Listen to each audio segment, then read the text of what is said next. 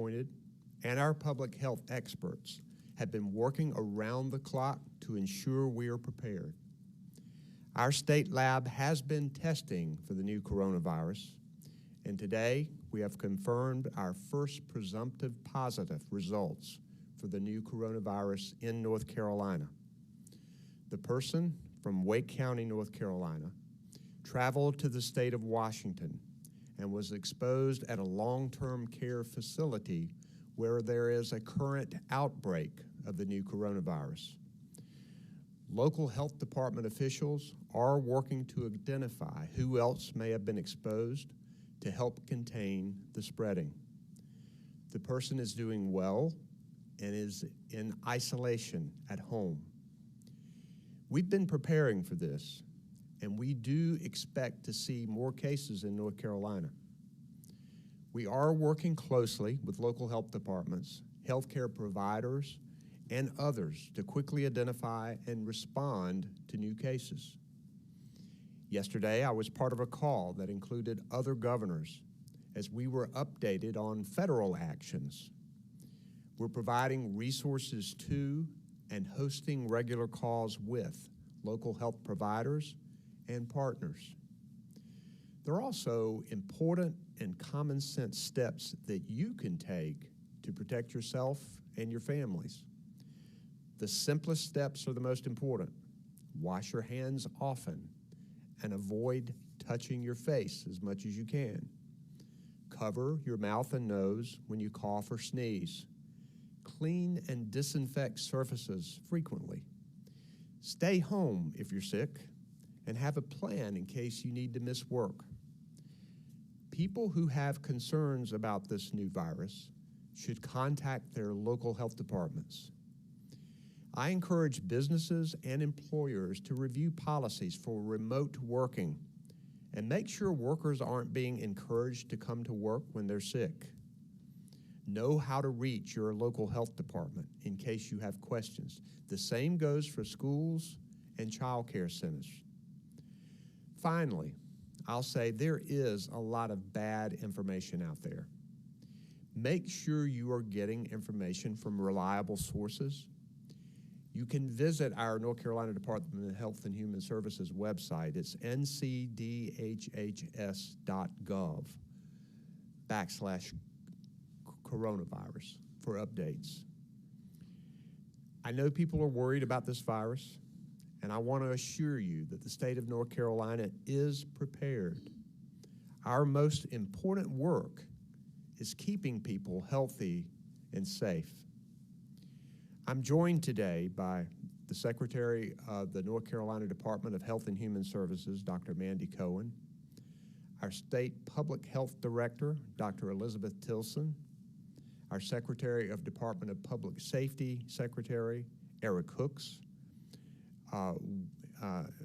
Mike Sprayberry, our Director of Emergency Management, and we have with us the Public Health Director of Wake County, Chris Kippis, with us today. I'm first going to recognize Secretary Cohen for a few remarks, and then all of us will be ready to take your questions. Secretary Cohen.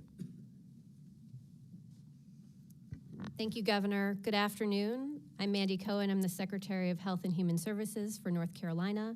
Just to give you a little more information about how we have been preparing and continue to prepare to respond to COVID-19 or the new coronavirus. First, our public health team, in coordination with emergency management, have proactively stood up our preparation work starting back in January. We put together an aggressive containment strategy of rapidly identifying suspected cases, testing them, and doing any contact tracing. Yesterday, our state lab began testing cases, which means we can get results faster and respond faster. And we continue to monitor returning travelers through our local health departments to prevent the spread. We've also, as of last month, the governor mentioned we stood up and formalized our work in our new novel coronavirus task force, and thank you to Dr. Tilson and to Mike Sprayberry for chairing that task force. We continue to collaborate daily, sometimes talking multiple times a day with our federal, state, and local partners. Our teams at the Department of Health and Human Services and Public Safety are developing detailed response plan for a range of the scenarios as we move forward. We have been continuing to prepare with our healthcare providers and facilities to streamline and standardize response activities, including having regular calls and mobilizing resources. And as you know, we've been sharing guidance on how folks can think about proactively preparing for themselves.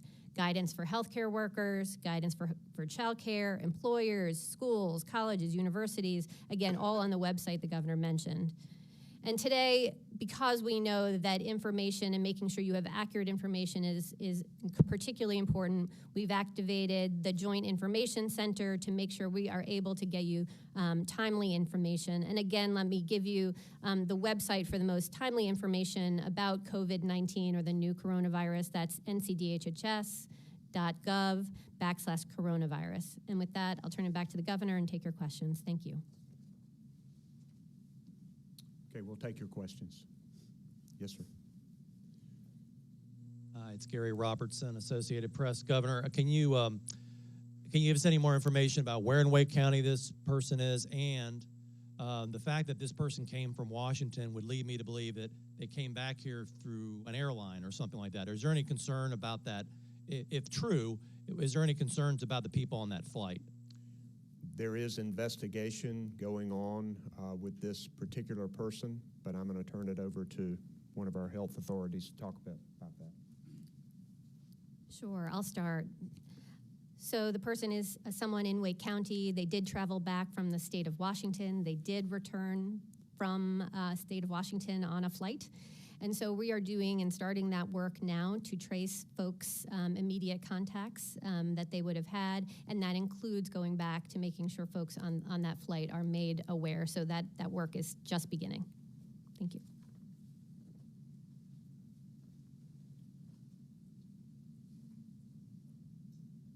Governor, I know that you said that the victim is in isolation, but I also understand that WakeMed Hospital has been the designated facility for our region. So is that individual in isolation at WakeMed or at their residence? They're in isolation at their residence.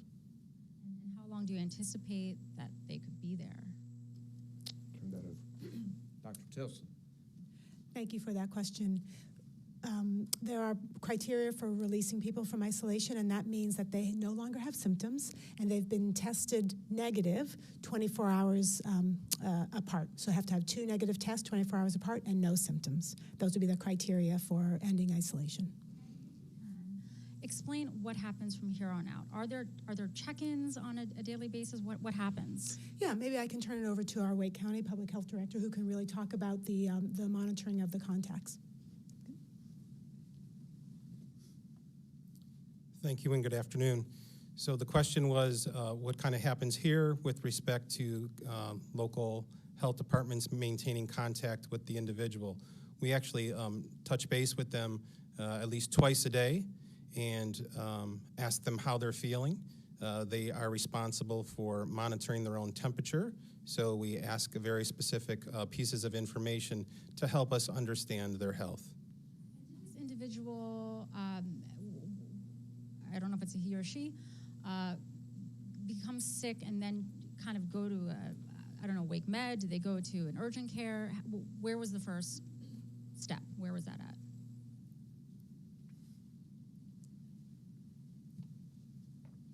So those are details that we're not going through at this point. So we're going through all of those details in terms of who have they been in contact with and working through that now.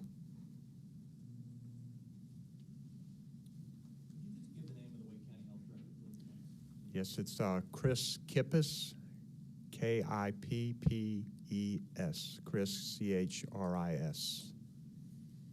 Governor Cooper, Yes. Evan Siri from Spectrum News. What would you say to Wake County residents right now and those in the Triangle immediate area about what they need to know, what they can do? Obviously, North Carolina is now just the second state in the country. So what can you tell residents here? And I think people should take extra care to make sure they wash their hands frequently. And, you know, it's very easy to be in contact with a lot of people and then touch your face, your eyes, your nose. Try not to do that. Try to make sure that your hands are clean before you put them on your face, and to try to disinfect surfaces around the home. I think it's important to take extra care now. You want to do this anyway because we're not far from the peak of flu season, and 24 North Carolinians died last week of the flu. And so we want to make sure that people cover their mouth and their nose when they cough or sneeze. And I think you just take it on a case-by-case basis. I mean, we're not telling people to change their life any way at this point. We're just telling them to be more careful and to pay attention when you yourself or a member of your family is sick. Stay home, don't go out, don't be around other people.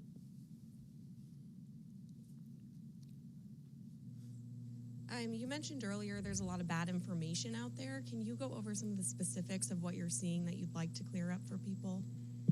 I really don't want to reinforce the bad things that are out there. I don't know if either of you guys would have anything with that. Yeah, so But go ahead, Dr. why don't we share some good information rather than reinforcing some of the bad? And I'll turn it over to Dr. Hilson to maybe go through a bit of what this virus is in terms of a coronavirus and a bit of what we're learning new. I will say that there is a lot we are learning and know about it, but it is still a new situation, and so there is new things that we're learning every day.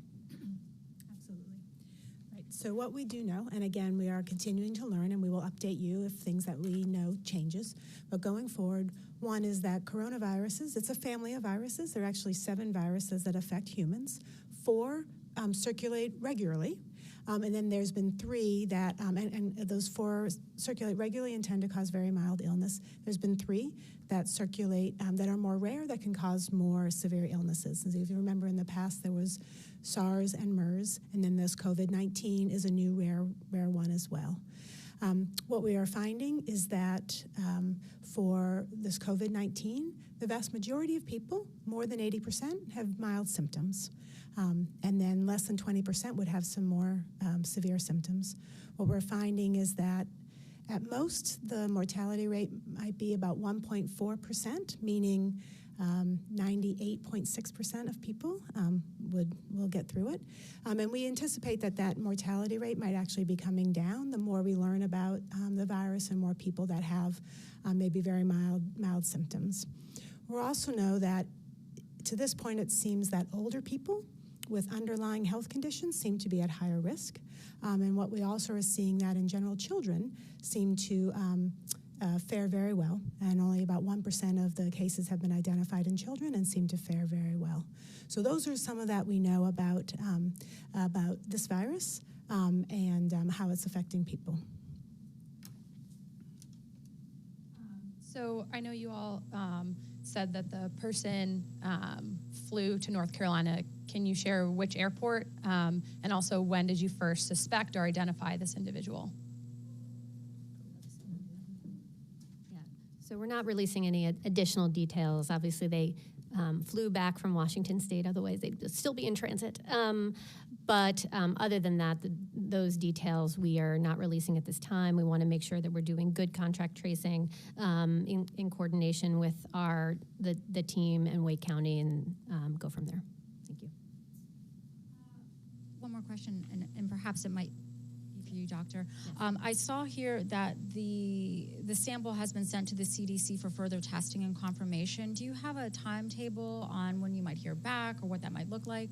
Yes. So the state lab in North Carolina did do this test, and it came back positive, and it is a presumptive positive because it is only the second day in which our lab is doing that testing. And so for a period of time, we will do confirmatory tests with the CDC. So those samples are on their way to the CDC for confirmation. We've been in about a 24-hour turnaround time for confirmation, though that changes depending on the queue in Atlanta. That's one of the reasons why we're glad that we're increasing our testing capacity here in North Carolina. And being that you said that you've reached out to some of the other individuals who were in close contact with that specific person, have you sent any additional testing or samples up to the CDC?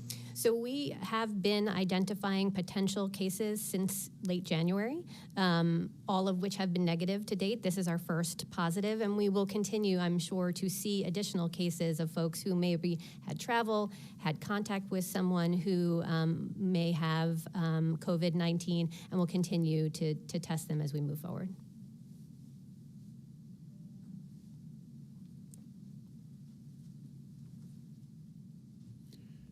Okay, one thing we want to do is to thank all of our healthcare professionals who work so hard every day and work through these kinds of situations. We are grateful for all of them, and we will be back when we have more information for you.